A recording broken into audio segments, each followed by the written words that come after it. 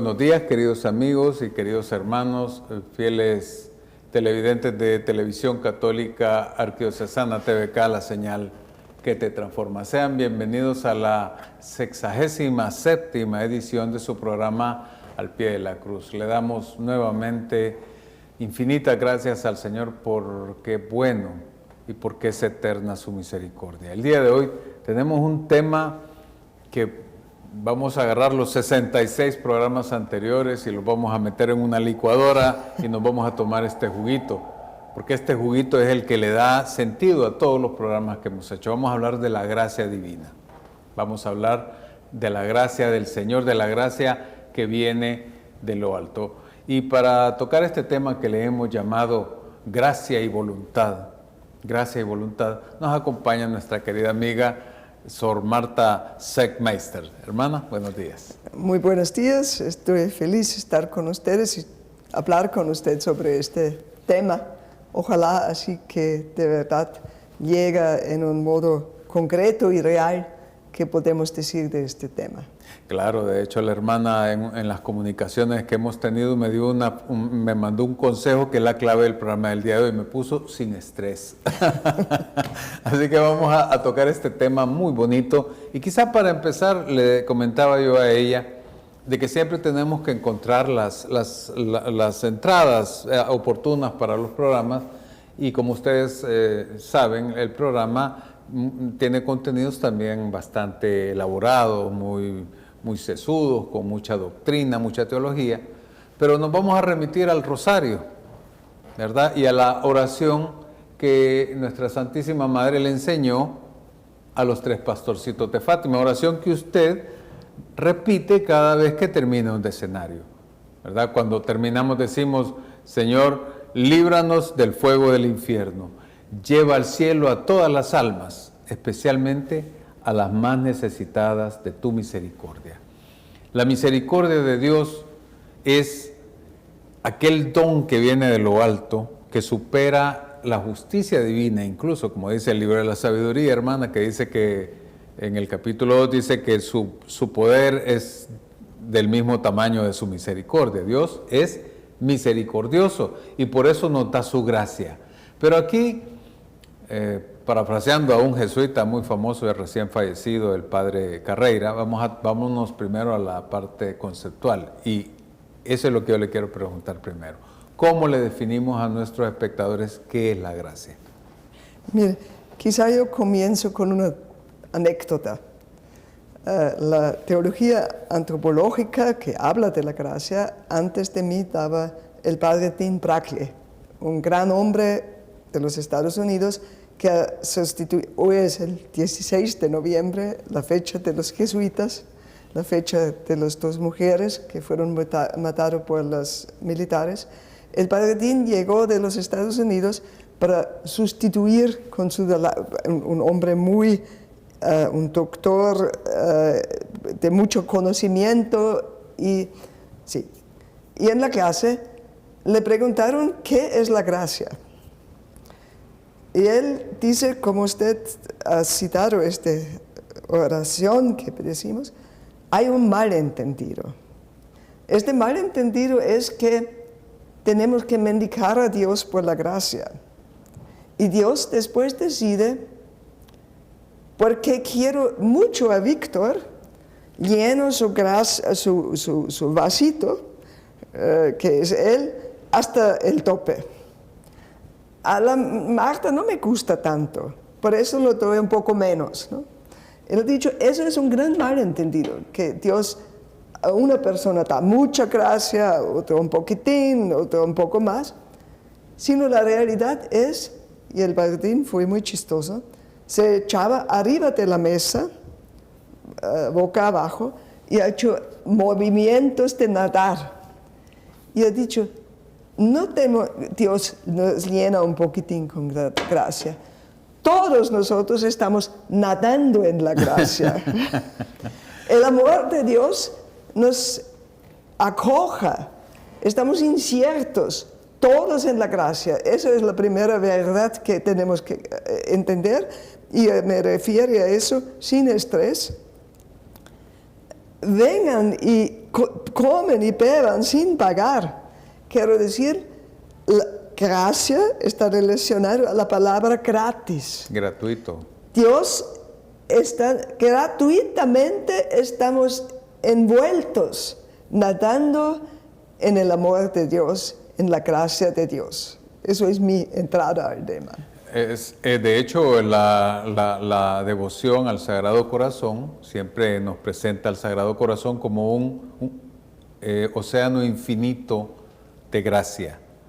¿Verdad? Dios ama tanto al ser humano que cometió el acto, la locura por excelencia, que fue entregar lo más valioso que él tenía a precio de sangre, a su Hijo, ¿verdad? Entonces, la gracia de Dios es ese amor que Dios tiene hacia su criatura favorita, no hacia su única criatura, porque todo el universo es creación divina, pero el hombre es el único ser que por constitución divina fue hecho a imagen y semejanza.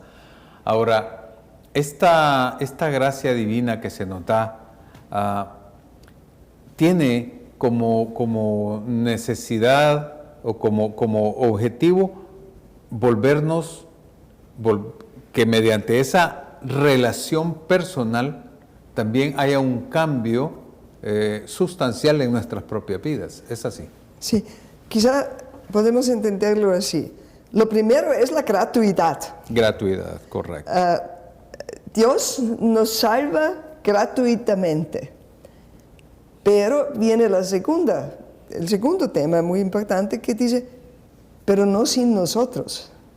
Dios nos acoge con su amor infinito, el Espíritu, la gracia nos envuelve, pero el tema de la gracia es cómo nosotros nos aceptamos eso, ser abrazados por la gracia de Dios. Es el misterio. ¿Cómo es posible que el ser humano se niega a esta gracia? Dios nos salva gratuitamente, pero no sin nosotros. Y eso resuelve después, eso evoca este tema que teológicamente provocaba tantos pleitos, tantas guerras, tantos muertos, y eso es muy doloroso, la cristiandad, por este tema, cómo entender la relación entre la gracia divina y la cooperación humana provocaba esquismas, provocaba guerras, provocaba muertos. Y quizá puede explicarlo un poquito. Los grandes paradigmas o los grandes modos de entender la gracia, tenemos la tradición que hemos redescubierto en el Segundo Vaticano, es la tradición de la ortodoxia, de la tradición del Oriente, que entiende la salvación, y desde cómo entender la salvación es también cómo entendemos la gracia, que Dios se ha hecho ser humano, ha asumido todo lo humano, integralmente, hasta el cuerpo humano, y que no está asumido, no está salvado. Pero ahora viene el tema de la gracia. Los de la ortodoxia o del Oriente tienen más el problema, ¿cómo es posible que Dios, que era el trascendente, el totalmente santo, cómo es posible que Él de verdad asume todo lo humano sin dejar ser Dios? No quiero entrar en estos detalles, pero eso es el enfoque. Pero ahora San Agustín, el occidente, la Iglesia latina, tiene otro tema. Se pregunta, recibimos la gracia de Dios, pero la perspectiva es más desde el ser humano. ¿Cómo esta gracia es verdaderamente efectiva en el ser humano? Pero efectiva sin destruir la libertad humana. Dios, perdonen la expresión fuerte, Dios nos ama, pero Dios nos viola. Dios respeta la libertad humana. Pero aquí la gran tradición del Oriente, que todo lo humano está asumido por el Dios, se perdió con el cisma de 1054 y la separación de la Iglesia oriental y de la Iglesia latina.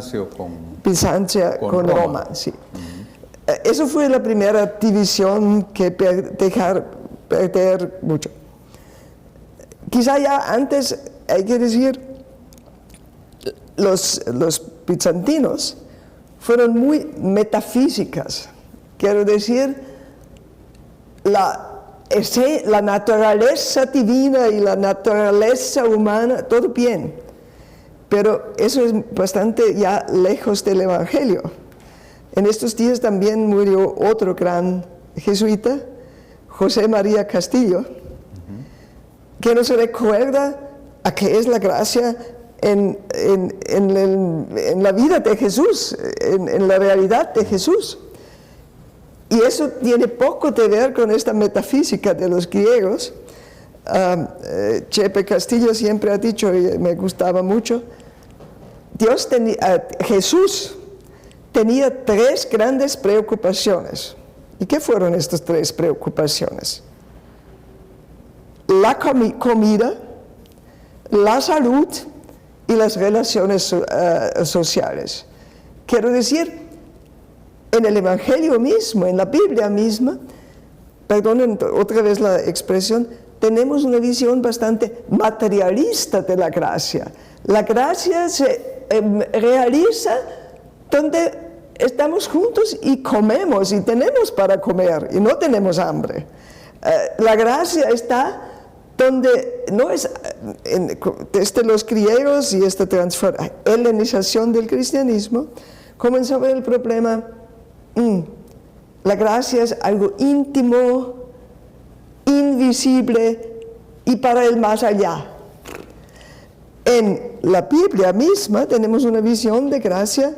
La gracia de Dios está donde relaciones sociales rotos. Jesús se mete en mala compañía. Quiero decir, se mete con estas personas que fueron excluidos, marginalizados por los buenos de la sociedad. Él sana estas relaciones y Él se preocupa por la salud física. Y eso, piensa en un país como El Salvador, tiene mucha realidad, donde irrumpe esta gracia de Dios, que todos nos podemos satisfacer con una comida sana, en relaciones sociales sanas, con un cuerpo físicamente sano. Eso es el origen, ¿no? No voy ahora a salir en la historia, hay que decir mucho más, pero vamos. No, claro, lo que pasa es que usted nos está dibujando el gran ambiente, llamémosle teológico, ¿verdad? San Agustín, que es la referencia de nosotros los occidentales, acuñó una frase muy bonita, decía que la gracia, que la voluntad es a la gracia como el jinete es al caballo. El asunto es que podemos hacer, ¿verdad? Y aquí cito a Bonhoeffer, ¿verdad? A hacer también manipulaciones que pueden ser interesadas, ideológicas, del término gracia. Por eso le preguntaba yo, empezar por un término. La gracia es esencialmente el amor de Dios. El amor de Dios por su criatura, que usted nos lo ha planteado con la figura del océano y que todos andamos chapoteando. Allá estamos insertos todos. Exacto. Entonces, la gracia de Dios nos rodea, ¿verdad? Y el Señor nos invita a que nademos tras de Él, ¿verdad? Va de retro Satana, le dice el Señor a Pedro, después de que le dijo, tú eres piedra, le dice Satanás, pero le dice Satanás en el sentido de, no te me pongas adelante, ponete atrás. Nosotros vamos en seguimiento del Señor. La gracia es esa participación de la vida divina, y esto me gustaría que nos lo aclarara también. La gracia no es algo que Dios nos da como un regalo, La gracia es el mismo Dios que se nos da. Es así, puede verse así. Por supuesto, ¿no? La gracia no es algo diferente de Dios, una cosa que nos entrega como un regalito y después Él se desentiende. No, es esta relación viva que llamamos el Espíritu con Dios. Quizás siguiendo un poco el hilo histórico, el origen jesuánico, donde gracia se materializa, es persona. Es más que persona, es comunidad, comunión. Quiero decir, comunión con este Jesús, y eso sana el cuerpo físico, esto sana el cuerpo social. Después se inserta el cristianismo en este mundo griego, ¿no? La hellenización. Aquí también tenemos grandes teologúmenos, ¿no? Que la naturaleza divina y la naturaleza divina, todo lo humano está asumido por Dios, sin que Dios deje ser Dios y sin que el ser humano deje ser humano. Ahora, vamos al Oriente y San Agustín. Aquí en el Oriente el acento fue diferente. Los orientales se preguntaron cómo hablamos de todo eso sin y respetar que Dios era Dios de verdad y no sí. Ahora, los occidentales se preguntaron cómo esto inserta en esta gracia de Dios sin que eso destruya la libertad humana. Claro. Y sobre eso, otra vez, muchos pleitos dominicos, jesuitas, etcétera, más tarde, adelante. Pero primero,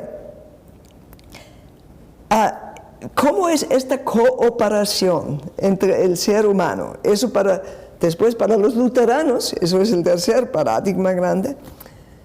Lutero volvía en cierto sentido a los griegos y ha dicho, estamos salvados solamente por gracia. Hoy sabemos que o decimos solo gracia o decimos gracia y cooperación humana, que tridentino, que eso provocaba la guerra sangrienta de 30 años. Muchos desplazados, mucho sufrimiento humano, porque cristianos lucharon sobre la esencia que significa ser salvo. Eso es muy doloroso, ¿no? Pero hoy sabemos, hay esta famosa declaración del 1999, antes del primer milenio, entre católicos y luteranos. Nos hemos considerado como enemigos, nos hemos matado mutuamente, nos hemos excluido mutuamente por casi 500 años. Pero eso fue un gran malentendido de palabras. En verdad, con otra terminología queremos decir lo mismo. Por eso ahora la Iglesia Católica y la Iglesia Luterana ha solemnemente declarado: en la doctrina nada nos separa, solamente en diferentes tradiciones, y está muy importante esta sola gracia de Lutero. Por ejemplo, piensan también en San Ignacio de Loyola, en los ejercicios espirituales, es muy semejante. Quiero decir, yo no puedo merecer la gracia.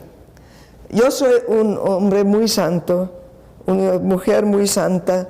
Yo rezo mucho, como el joven Lutero, cuando todavía fue Agustino eremito. Agustino influye mucho a Lutero, ¿no? Yo tengo que esforzarme para que soy digna de la gracia. No, eso es un gran malentendido en su descubrimiento en la exégesis de la Carta a los Romanos. Es la gran experiencia liberadora de Lutero. Dios me ama gratis, sin que yo me esfuerzo. Pero cuando yo me dejo amar, yo acepto ser amado, eso me transforma, eso me hace diferente. Y para terminar, San Ignacio de Loyola en los ejercicios espirituales es exactamente Lutero y Ignacio parecen incompatibles. No, en eso están totalmente en sintonía. Y San Ignacio quiere suicidarse porque es tan desesperada que no es digno de la gracia de Dios en su cueva de Manresa y sus luchas internas, etc. Hasta que viene esta experiencia liberadora. Hijo, no te preocupes, yo te amo como pecador. Como pecadores, como personas humanas deficientes, con nuestros todas las debilidades y atrocidades, Dios te quiere. Y esa experiencia, y eso es también muy humano, ¿no? Perdonen para los chicos en la clase, piensan en una persona ácida, no sé qué, de pronto se enamora y la transformación está visible, es otra persona, no puede ser conocerlo. Y donde de verdad nos abrimos a esta gracia de Dios, eso nos transforma. Y eso nos hace actuar de un modo diferente. Y por eso el Bonhoeffer, que habla de la gracia barata, de la gracia cara, habla en eso en su libro que se llama El Seguimiento. El seguimiento. Que quiero decir, donde yo me abro de la verdad a la gracia, eso me enamora en este Jesús y me empuja a hacer que Él ha hecho. Se pone en praxis, me transforma y me pongo en marcha para eso que tradicionalmente llamamos el seguimiento. Lo que tradicionalmente llamamos el seguimiento. Vamos a quedarnos con eso para el segundo segmento. Y con eso vamos a comenzar. En esa doble visión de un Dios que nos da la gracia a borbotones y de la colaboración que nosotros tenemos que poner también de nuestra parte. Vamos a hacer una pequeña pausa, en un minutito regresamos con todos ustedes, no se vayan.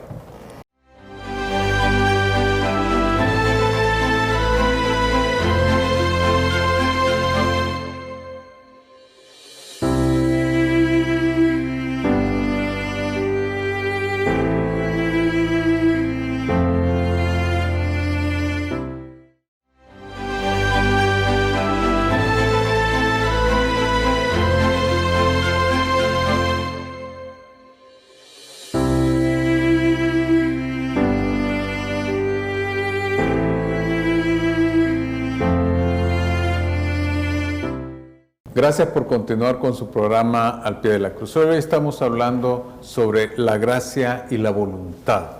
Esto es bien importante porque estamos hablando de dos ambientes, de dos cuestiones que hay que considerar. El don de Dios hacia el hombre, que es gratis, que es la característica número uno de la gracia. La gracia no es un vasito de agua para mí, un vasito de agua para la hermana Marta y un gotero para fulano, un galón para el otro. No, es un océano en el que podemos nadar todos. Pero también está la contraparte, que es la voluntad. Por eso en la carta a los Corintios, en el capítulo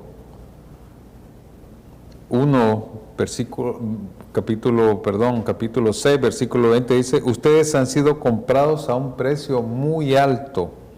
Procuren pues que sus cuerpos sirvan a la gloria de Dios, sus cuerpos, ¿verdad? Podríamos hablar entonces de nuestra humanidad entera, no cuerpo así, solo el musculón, ¿verdad? Sino que el cuerpo es la integridad de la persona humana. Y la hermana nos hablaba, por ejemplo, de algunos temas muy interesantes. Nos mencionó la famosa guerra de las religiones que duró 30 años. Para que ustedes tengan una idea, aquí la gente se le va a mucha gente hasta el aliento cuando ve la cantidad de muertos que hubieron en la Primera y en la Segunda Guerra Mundial.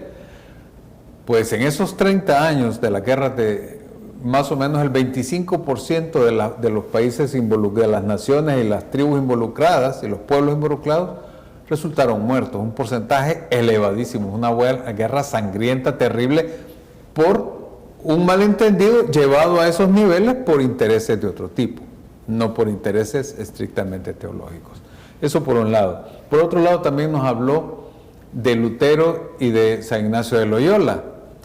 Me voy a quedar con San Ignacio en su cueva de Manresa y en su problema personal que lo llevó casi a la desesperación, pero él al final nos regala una frase muy bonita que va con gracia y voluntad. Él dice que nosotros vamos a empezar realmente a vivir en la gracia de Dios en el momento en que nuestra sensualidad esté sujeta libremente a nuestra racionalidad y que a la vez nuestra racionalidad esté sujeta libremente a la voluntad divina. ¿Cómo lo ve usted? Honestamente, esta frase me supera. Usted va a explicarme, porque no conozco esta frase de San Ignacio, a pesar que creo conozco a San Ignacio muy bien, pero quiero con una más sencilla. San Ignacio nos dice, actúa así como todo dependería de ti. Ahora, ¿no? Este programa, prepárate bien, habla claro, actúa así como todo dependería así. Sin estrés. De ti. Pero confía así como todo dependería de Dios. Quiero decir, normalmente eso no parece lógico, ¿no? Las dos cosas a la vez. Pero quiero decir, Dios nos respeta en nuestra integridad humana, corporal, intelectual, emocional. Somos seres humanos con nuestra autonomía relativa como criaturas. Dios respeta nuestra integridad. No es como un esposo machista que controla a su esposa. No, Dios respeta la libertad humana plenamente. Pero confía así como todo dependería de ti. Hay un gran malentendido en el fondo de eso, que entendemos relaciones en el esquema de competencia. Claro. O yo venzo y tú te sometes, o tú vences y yo me someto. No, que más confías en Dios, que más te entregas a esta gracia, que más estás un ser libre y autónomo, así como en una sana relación humana, ¿no? Donde dos amigos, o dos novios, o dos esposos, eso no se convierte en una relación enfermiza, que el uno esplandece, el otro está vegetando. Eso es algo absurdo y muy feo, ¿no? La relación entre el que quiere Dios con su ser humano es esa de la libertad, ese amor en que yo puedo confiar y entregarme sin reservas, y eso me hace de verdad un ser humano autónomo y libre. Eso, muy bien, como en un amor verdadero, ¿no? Eso te hace florecer el ser humano, claro, y hace florecer mutuo. Muy bien, pero eso todavía podría ser una cosa muy intimista y individualista. Eso no solamente es yo y mi Dios, y la gracia y la mística, no. Esta gracia me abre para los otros seres humanos. Eso constituye y crea verdadera comunidad humana, donde irrumpe la gracia de Dios. El primer imagen es Pentecostés, ¿no? Donde irrumpe la gracia de Dios. Aquí de pronto todos pueden entenderse mutuamente. Eso crea comunidad y eso pone en marcha para esta mística de los ojos abiertos, que ve estos que están pisoteados, que están excluidos, que están marginalizados, que tienen hambre, que están presos. Eso rompe estas cadenas que nos... En verdad, Lutero como Ignacio, antes de su conversión, tenían el mismo problema. ¿Cómo puedo merecer yo la gracia de Dios? Pero esta preocupación rara, en verdad, nos hace egocéntrico. Yo estoy preocupado por mí mismo. ¿Cómo puedo salvar yo a mí mismo? Que Dios no me echa al infierno y eso me encierre, eso limita. Donde rompe la gracia de Dios, eso nos hace salir. La iglesia en salida, habla Papa Francisco. Donde de verdad irrumpe la gracia de Dios, piensan en los discípulos, ¿no? Que se encierran en la sala de arriba por miedo. Donde irrumpe la gracia de Dios, eso nos relaciona en un modo sano mutuamente y nos hace salir, nos hace sensible a los problemas actuales de nuestro mundo aquí y ahora y nos hace actuar al modo de Jesús. Claro, la famosa salida hacia la periferia, salir de los límites del templo para ir en busca del que sufre. El capítulo 8 hablábamos del documento de Aparecida, habla precisamente de una sección, así se llama, Rostros Sufrientes de Cristo, ¿verdad? Los que están presos, los que están en hospitales, los que están sin trabajo, tanta gente que no participa de la riqueza nacional, sino que están siempre ahí marginados. Tenemos una población económicamente activa relativamente muy baja, ¿verdad? El trabajo informal en El Salvador es muy amplio, muy grande. Tema de otro programa, por supuesto, pero sí me parece que básicamente eso que usted ha dicho de Ignacio, de haz todo aquello pensando que como si dependiera de ti, pero espera sabiendo que todo depende del Señor. El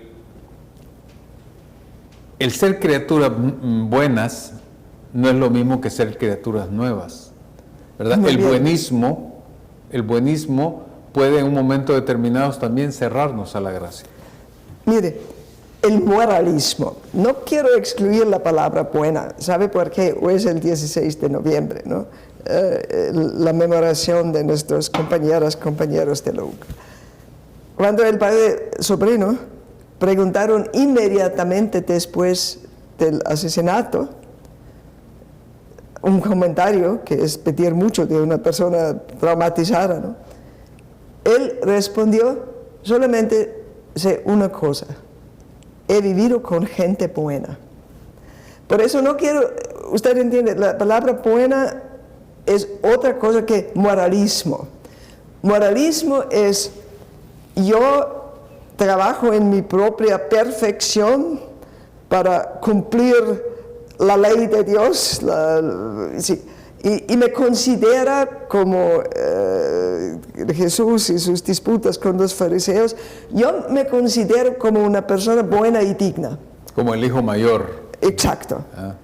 La gracia transforma. Quiero decir, gracia no solamente tiene que ver con gratuito, la gracia embellece. Quiero decir, hace bondadoso, hace de verdad en este profundo sentido bueno, buena gente. Buena gente es mucho, es una expresión preciosa salvadoreña. Quiero decir, la gracia se materializa, eso también fue uno de los... ¿Cómo vemos los efectos de la gracia? Van a reconocerles por sus frutos. Quiero decir, no quiero burlarme de experiencias espirituales.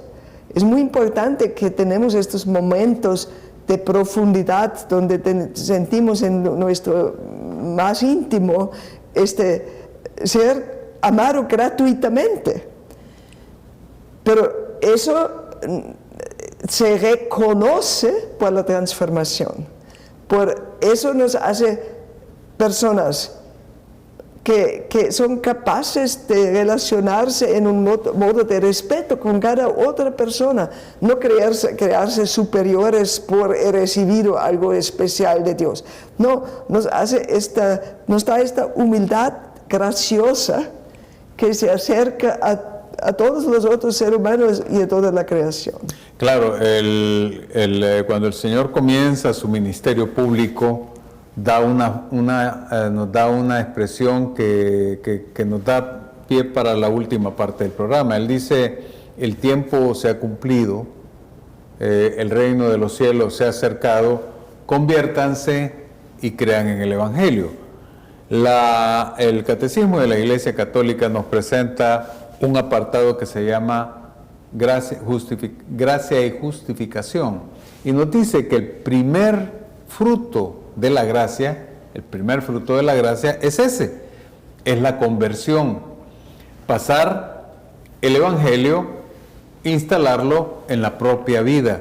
Y por lo tanto el Evangelio, como usted bien nos lo dice, el Señor siempre pensó primero en la voluntad de su Padre, y la voluntad de su Padre era que Él viniera a salvar lo que se había perdido. Por lo tanto, la esencia de la gracia, como decía Santo Tomás de Aquino, ¿verdad?, es volver virtuoso a aquel que la posee y también su obrar. O sea, tiene que haber una correspondencia entre fe y vida. Exacto. Es así. Exacto. Nos transforma. Quiero quizás, para no provocar un malentendido, yo he dicho, nos transforma en personas graciosas. Sí, así a los pequeños, humildes, las personas vulnerables, pero nos transforma, yo puedo solamente las oraciones en alemán, los tradicionales, quiero decir, transforma nuestro corazón según el corazón de Jesús, ¿no? Pero este Jesús también es un hombre recio y fuerte, y quizá quiero yo añadir, Monseñor Romero fue un profeta con gran vigor. Quiero decir, es sensible, empático con pequeños y humildes, pero también nos da el valor de denunciar lo que provoca muerte, que mata, que hay que frenar. No nos hace personas piadosas, mediocres, que no molesten a nadie. Matan a quien estorba. Quiero decir, nos da el valor de estorbar donde hay que estorbar. Claro. Eso también es efecto de la gracia. Es efecto de la gracia. Y en la tercera parte, antes de irnos a la pausa, vamos a colocar el énfasis que le está dando ella, que se me pone bien ardorosa cuando habla de este tema, porque apasiona, ¿verdad? Que la cuestión de la gracia no está tanto en discutir si es natural o su sobrenaturaleza, sino que es una lucha realmente entre pecado y gracia, entre muerte y vida. Y ya hemos hecho un programa al respecto, pero lo vamos a tocar al regresar de la pausa. Vamos a hablar esta lucha que existe entre las instituciones que dan muerte, ¿verdad?, el pecado estructural, la estructura de pecado, y de lo que estamos hablando, las estructuras de gracia. No se vayan, que en un minutito regresamos.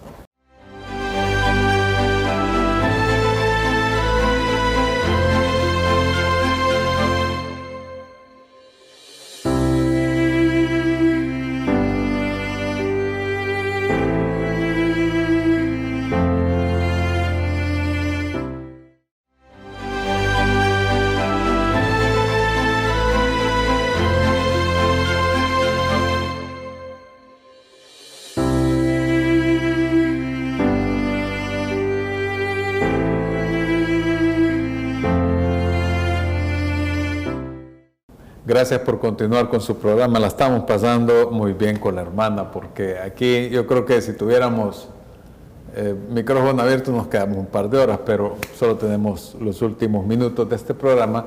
Y ella nos mencionaba a este señor que está aquí, un hombre que es el salvadoreño más con el mayor prestigio que hay a nivel mundial, ¿verdad? Monseñor Romero, un hombre valiente, un hombre que hizo suya la famosa frase de San Agustín: Con ustedes soy su hermano, para ustedes soy su obispo. Y él perfectamente entendió en un momento histórico difícil que todos los que ya peinamos canas recordamos, ¿verdad? Hablar no era tan fácil, bueno, aunque hoy tampoco están las cosas como que muy fáciles, ¿verdad? Pero en ese entonces había mucho riesgo, ¿verdad? Tanto que él, pues, pagó ese riesgo con su sangre, regó su sangre y, como decía Tertuliano, esa sangre se convirtió en semilla de nuevos cristianos. Pero él denunció, porque la hermana lo llamó profeta, ¿verdad? Él denunció, y porque ese es el profeta. El profeta anuncia, pero también denuncia. Anuncia el bien y denuncia el mal, igual que los mártires de la UCA, que el día de hoy están cumpliendo ya 34 años hace que sucedió eso. También ellos aceptaron el riesgo por amor a Dios y por amor a la gente, especialmente a los más humildes. Ahora bien, esta lucha entre gracia y pecado, hermana, también se materializa en estructuras de gracia y estructuras de pecado. Sí. No es tan fácil, obviamente. Claro. Mire, quiero comenzar con las metáforas. Uno dice una cosa, uno dice... Estamos nadando en el mar de la gracia. Sí, está bien. Mi maestro Johann Baptist Metz, un teólogo alemán, siempre ha dicho: la salvación no es una alfombra de espuma que ponen los bomberos para apagar el fuego. Quiero decir, por fin, Dios, escatológicamente, el fin del mundo, encubre todos, y después todos estamos salvados, los beatubos como las víctimas. Los mariachi de Viena, donde yo vengo, tienen un canto que dice: todos vamos al cielo porque Dios es un padrecito bueno. Eso es este mal entendido de la gracia. Quiero decir que Dietrich Bonhoeffer denuncia como la gracia barata. Quiero decir, yo me dejé encubrir por esta gracia de Dios, pero sigo pisoteando otros seres humanos, provocando la muerte por mi actuar de otros seres humanos. Eso es la gracia barata. La gracia cara, que recibe esta gracia, se deja transformar y paga el precio que cuesta eso. Quiero decir, da alegría. La gracia hace graciosa en este sentido, da sentido, satisfecha, hace alegre la vida. Pero en esta relación con los más necesitados, con los más humildes, estoy realizándome plenamente como ser humano. Y eso me hace alegre, me hace pleno, me da vida en plenitud. Pero la gracia barata, estamos salvados, pero seguimos en la misma onda, no se cambia nada. Nunca hemos recibido la gracia, no que Dios nos da. Nosotros no nos hemos abierto a esta transformación por la gracia. Aquí está el punto. Es lo que Bonhoeffer llama un Cristo sin cruz, una cruz sin Cristo.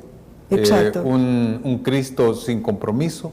Exacto. ¿Verdad? Sí, un Cristo que hemos visto, hermana, a lo largo de los años deformaciones de esa gracia barata, como bueno, pero esto acompañado al ser humano. Yo recuerdo que en la incipiente cristiandad, pero le estoy hablando del primero o segundo siglo, ya se mencionaba los cristémporos. Sí. Cristémporos, o sea, hombres que hacían negocio con el evangelio. Eso sigue siendo hasta el día de hoy. Por lo tanto, esa lucha entre pecado y gracia nos acompañará permanentemente. Juan Luis II, un gran teólogo de la teología de liberación, él fue, creo, el primero, y John Soprino en su Cristología lo pone muy en el centro. En Europa, en los tiempos del concilio, el problema fue fe o ateísmo. El ateísmo, más en estos tiempos, no fue ningún problema en América Latina. Todos creen en Dios. Pero la pregunta es, ¿en qué Dios creemos? ¿En el Dios ídolo que confirma mis propios intereses y mi actuar de tal modo que estructura el mundo pecaminosamente y por eso sube el precio de los frijoles, no hay salud adecuada, etc.? Es muy concreto, no es algo en los altos. O creo en este Dios de la vida que trabaja en esta transformación del mundo a un mundo que ofrece una oportunidad de vida a todo ser humano que está. Eso es Dios o el ídolo. Y que en lo teológico es Dios y el ídolo, es en lo antropológico gracia y pecado. No se trata, yo soy creyente, yo soy piadoso, no soy piadoso. No, se trata, yo configuro el mundo de tal modo que pisotea, que destruye el planeta hasta que está en peligro, los fundamentos de la vida humana por nuestro modo de actuar. Eso es más de los países del norte que de los países pero a todos nos afecta. O yo estoy actuando según la gracia que crea comunión, me relaciona con otros seres humanos, y eso crea estructuras de la gracia. La famosa expresión en Medellín del pecado estructural es: el pecado se cristaliza en estructuras que repercuten al ser humano y no le hacen otra opción que ganarse la vida, por ejemplo, con trabajo sexual, o a saber. Eso que repercute. Y aquí el sueño de la Coría, que para mí es un desafío un sueño muy atrevido y complicado, que la gracia que nos transforma, crea comunidad, y también eso se cristaliza en estructuras de la gracia que crean un ambiente de humanizado que humaniza por su parte la persona individual, ¿no? En lo ideal, las comunidades cristianas, nuestras parroquias, nuestras comunidades, sean estas cristalizaciones de la gracia que humanizan. Sabemos muy bien también todos los problemas que siempre está mezclado el trigo y la cizaña. Nunca es tan fácil, ¿no? Por eso es un tema muy desafiante, no intelectualmente complicado, existencialmente complicado. Y fíjense que de lo que estamos hablando es de comenzar por ese cambio interno personal, porque yo ya lo he mencionado en este programa, un día un militar escuchaba a su hijo y su hijo le decía: cuando yo sea grande, yo voy a ser un hombre justo y voy a luchar porque nuestro país salga adelante y porque todos... Y el papá le dice: y yo voy a ordenar este país. Le dice: bueno, si usted quiere ordenar el país, empiece por ordenar su cuarto. Sí. ¿Verdad? Entonces, a veces, hablaba eso yo con ella, de que la idea es de que ustedes reconozcan el gran don de Dios, ¿verdad? Es lo que el comentario la crítica que Agustín le hacía a Pelagio, ¿verdad? Pelagio fue un monje que decía que no se necesitaba la gracia para ser feliz o para ser bueno, sino que era un esfuerzo personal por los propios medios. Y Agustín dice que esa es la gran herejía de los pelagianos, que en vez de ver a Cristo como don, lo ven como ejemplo. Exacto. A Cristo lo ven como ejemplo. Cristo no es ejemplo. Cristo Él es camino, verdad y vida. Y por lo tanto nosotros tenemos que empezar a vivir ese cristianismo primero en su metro cuadrado. Por ejemplo, vaya, usted hablaba temas fundamentales, un tema que no lo hemos tocado todavía en estos 2 años de producción, que es el tema del medio ambiente.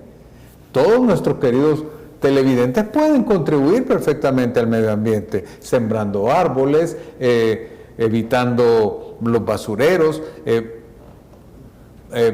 pidiéndole a las empresas que ocupen solo cosas que no degraden a la naturaleza, pidiéndole a nuestros gobernantes que cuiden los recursos naturales escasos que tenemos todavía, ¿verdad? Y ustedes, por ejemplo, en la casa, sean buenos vecinos, ¿verdad? Arréglense con las cuestiones de los parqueos, que es todo un tema hoy, seamos pacientes con el tráfico, o sea, tantas cosas, hermana, en las que la gracia tiene que ir transformando al hombre, porque dice el Catecismo de la Iglesia Católica que la gracia de Dios nos inserta en la justicia de Dios, nos justifica, y por lo tanto la conversión es la primera obra de la justificación. La justicia de Dios comienza cambiándolo a uno, como dijo usted, transformándolo. Primero, yo no tengo que preocuparme por mi salvación. Dios me abraza y me quiere como pecadora. Y eso me libera para actuar y ya no ser autocéntrico, sino para extenderme hacia los otros. Ahora, nuestro mundo actual no nos da tanto ánimo para esperanza. Ya tienes miedo de ver las noticias, ¿no? Las guerras aquí, las amenazas. Pero quiero terminar con la perspectiva escatológica. ¿En qué sentido? Mire, hay Monseñor Romero. Él dice en la Epifanía, creo de 79, o 78, no me recuerdo bien. Él dice, vean este país, un desastre, la economía fallada, la política asquerosa, todo un desastre y humanamente todo está perdido. Pero después dice la frase, sobre estas ruinas brillará la gloria del Señor. Quiero decir, el cristiano que no tiene que preocuparse, o la cristiana, por mí mismo, una frase de Lutero, está liberada para actuar alegremente, a pesar que nuestro mundo está este desastre, a pesar que son todas estas cosas que no son estructuras de la gracia, sino estructuras del pecado, y son tan poderosos que te sientes muy impotente. No te desesperes, la última palabra tiene Dios. Sobre estas ruinas, eso es también actuar en la gracia. Es muy humano que nos desesperamos porque es tan poderoso imponiéndose muchas cosas que son pecaminosas. No te desesperes, confía en Dios. Esto es la misión de cristiano, dice el Monseñor Romero en esta homilía, mantener la esperanza. Y eso es obra de la gracia, porque humanamente no hay tanto que nos empodera por eso. La obra de la gracia sigue, una frase de John Soprino que me gusta, sigue caminando por este mundo, poniendo la realidad. Por eso no soy en contra de la palabra. Sigue en esta confianza que tú estás en los brazos de Dios. No te preocupes por el mismo. Preocúpete de construir su comunidad humana, transformar la realidad, humanizarla, ponearla. Eso es la obra de la gracia, creo yo. La obra de la gracia. Sobre estas ruinas, si usted se considera que es una solemne tragedia griega, no, yo toda mi vida he sido una desgracia, pues dígalo de esa manera. Sobre estas ruinas brillará la gracia del Señor. Es la gloria del Señor. La gloria del Señor, la gracia del Señor. Yo siempre recuerdo dos versículos. Uno donde dice que no se mueve una hoja si Dios no lo permite por una razón. Y vamos terminando con esto. La fiesta más celebrada en nuestra iglesia es el Ángelus, la Anunciación. Y en la Anunciación el ángel le dice a la Virgen, será grande, ¿verdad? Será rey, estará en el top de todas las naciones. Me imagino que la Virgen recordó esas palabras mientras lo veía fallecer en la cruz. Y dijo, creyó contra toda esperanza, ¿verdad? Sobre estas ruinas el Señor resucitó. Y al resucitar y al ser nosotros bautizados con Él, también resucitaremos a una nueva vida. Y primero hay que resucitar a eso, y con eso vamos despidiendo. Primero hay que resucitar a una vida nueva, y por eso contamos con esa ayuda que baja del cielo. El Señor no nos da la gracia como que le cambia las baterías a un control remoto para cambiar el televisor. El Señor, en la segunda carta de Pedro, capítulo 1, versículo 5, dice que de manera explícita, dice que participamos de la vida divina, somos partícipes de la vida divina. Nosotros nos divinizamos con el Señor. Por lo tanto, nunca hay que perder la esperanza, hay que buscar la gracia, porque la gracia, queridos amigos y hermanos, nos anda buscando. Hermana, gracias por acompañarnos este día, yo lo he disfrutado mucho. Yo también, muchísimas gracias por invitarme. Y a ustedes, queridos amigos y hermanos, pues siempre recordándoles, ¿verdad?, de que este canal solo vive de la ayuda del pueblo de Dios, así que colaboremos con los medios católicos de difusión para que podamos seguir adelante con la misión de la iglesia, porque a eso está dedicado al pie de la cruz, a colaborar en la medida de lo posible, en nuestro caso, en el orden de la doctrina social, a que el reino de los cielos se expanda cada vez más en medio de los hombres. No me resta más que agradecerles su presencia, su atención, y recomendarles, como dice el salmista, que prueben y vean qué bueno es el Señor. Tengan todos ustedes muy buenos días.